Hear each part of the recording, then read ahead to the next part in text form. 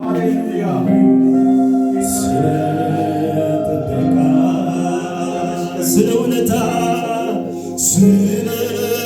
ውለታ ጌታ ይሆን ምን ልበል አምላኩ ውለታ እጅግ የበዛ ነው። ቤት አልሰራልህ ዙፋን ሰማነው ብሮርኩ ያንተ ነው በለከፍልሃለሁ